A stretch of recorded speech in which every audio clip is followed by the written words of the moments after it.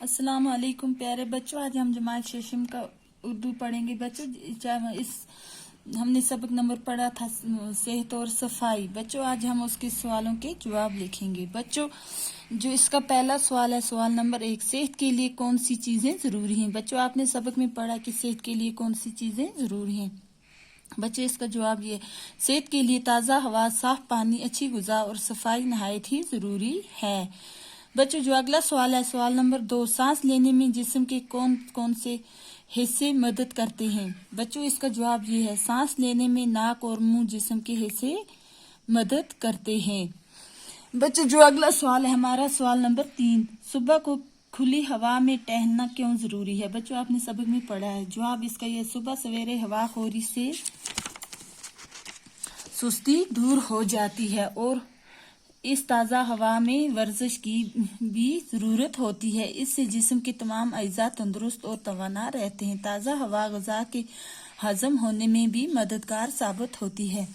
बच्चों जो हमारा अगला सवाल है, सवाल नंबर 4, हमें किस तरह के मकानों में रहना चाहिए। बच्चों इसका जवाब ये, हमें सेहतमंद रहने के लिए हवादार रोशनीदार मकानों में रहना चाहिए, जहाँ लिबास, बिस्तरा और आसपास की सफाई का ख्याल रखा गया हो। बच्चों जो अगला सवाल है हमारा, सवाल नंबर 5, इंसानी जिंदगी में पानी की क्या अहमियत है।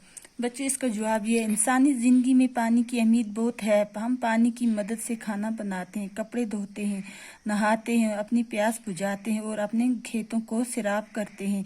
अगर पानी ना हो तो इंसान जिंदा नहीं रह सकता। बच्चों अगला जो सवाल है हमारा, सवाल नंबर 6, जिस्म में पानी की मकदार कितनी होनी चाहिए। बच्चों जिस्म में पानी की कितनी मकदार होती है।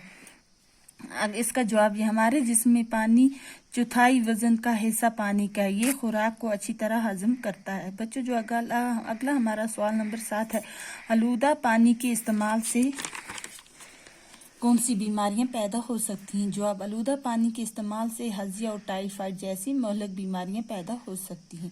बच्चों जो अगला सवाल है हमारा, सवाल नंबर 8, ग़िज़ा के इंतखाब में किस बात का लिहाज रखना ज़रूरी है। बच्चों इसका जवाब ये, ग़िज़ा के इंतखाब में होना चाहिए जो पूरे जिस्म को नशोनुमा के लिए मुफीद हो और हमें तंदुरुस्त रखे। बच्चों आज के मुझे उम्मीद है कि जो सवाल मैंने आपको कराए हैं ये आप अपनी कॉपी पर अच्छी तरह से लिखेंगे भी और याद भी करेंगे। बच्चों ये जो सबक है ये T2 का लेसन है। अब T2 हमारा शुरू हो गया। अल्लाह हाफिज।